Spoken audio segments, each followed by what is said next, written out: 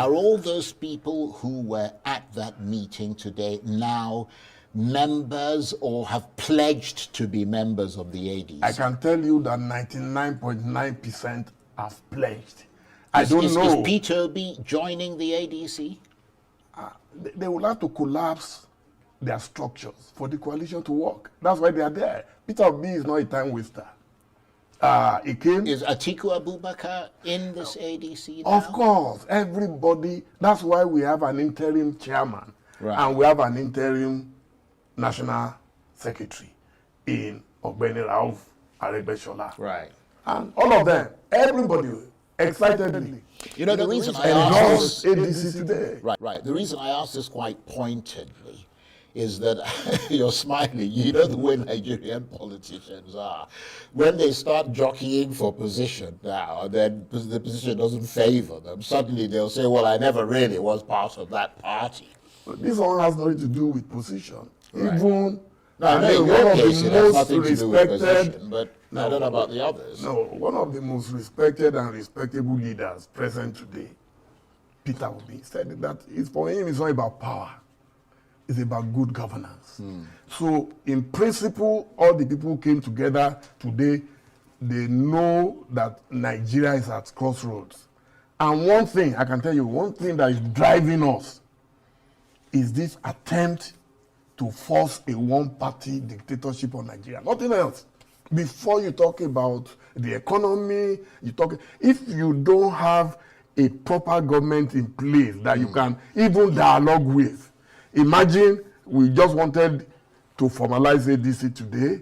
They were blocking hotels, blocking this, blocking that. But those guys outsmarted them. And I'm so proud. The place was so jam-packed.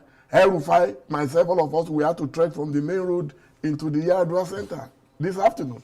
You could see the determination. Like serious oppression. No, they've really oppressed Nigerians. It's not just us. We've been used to oppression, from military now to civilian dictatorship. We've been used to it.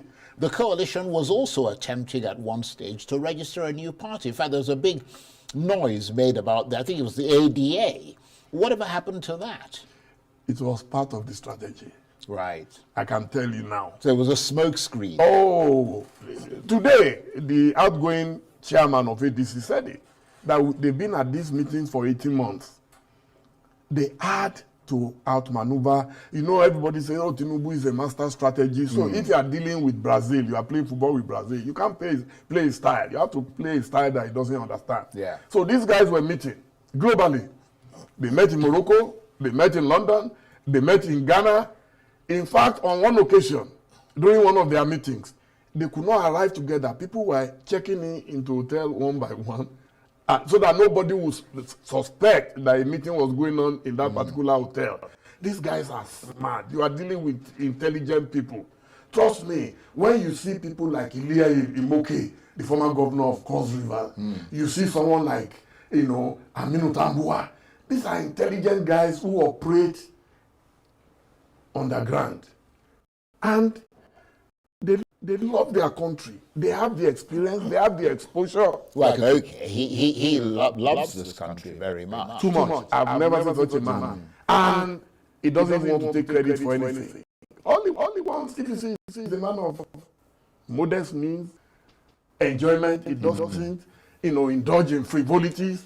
And these are the people who put all these things together. And you can see the results today. So all along, when Bola Tinubu and the APC, and obviously Wike, thought they were all winning the battle, that they caused chaos in all the other political parties, what they didn't realize was that 18 months prior, the coalition had already started their conversation.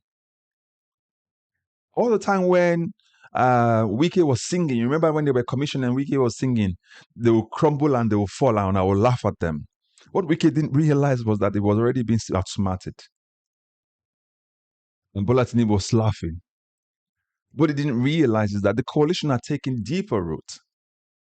You remember when this guy, Festus Keyamo, came on TV, when he was talking about, oh, the coalition is bound to fail, it cannot stand, because they should have been having this conversation 18 months prior, and that Bola Tinubu and the APC did theirs 18 months, 2 years before. And what they did at that time, It's not done now, so it will fail. Remember when Keyamo said that? What Keyamo didn't realize was that the coalition had already started all this conversation. What Peter Obi and the coalition did is to outsmart and outwit Bola Tinubu, APC, and Wike. They didn't see that coming.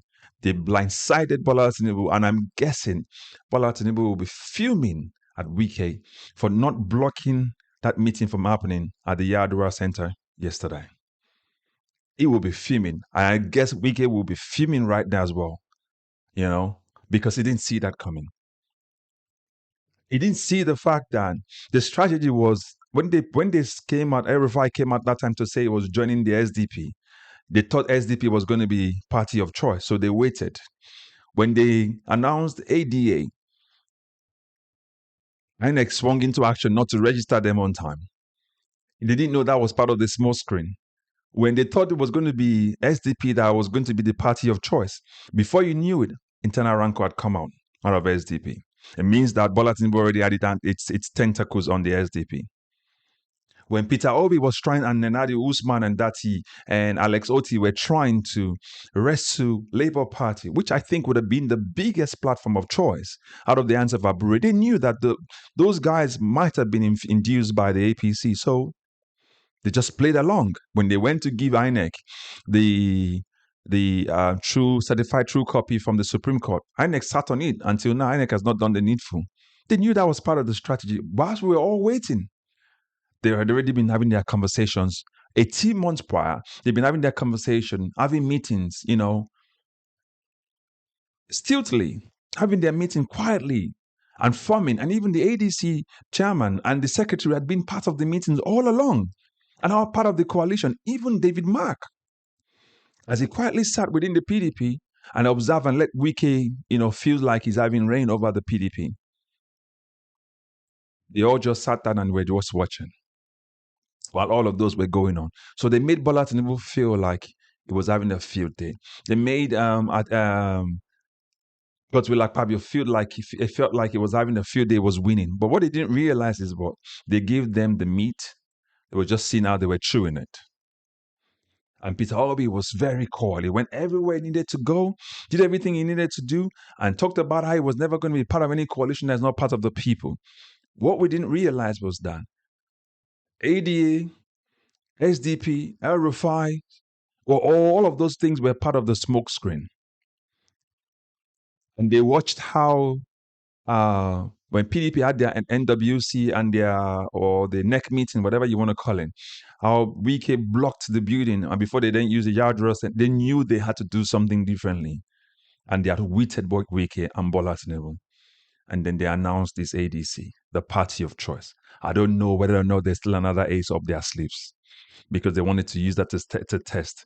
But you can see, even the moment they announced ADC, smaller factions are started coming out to say, oh, they didn't do the process the right way. They didn't go through the democratic processes, challenges. But what they couldn't withstand is the fact that the chairman, the secretary, the two most important people were part of the arrangement all along.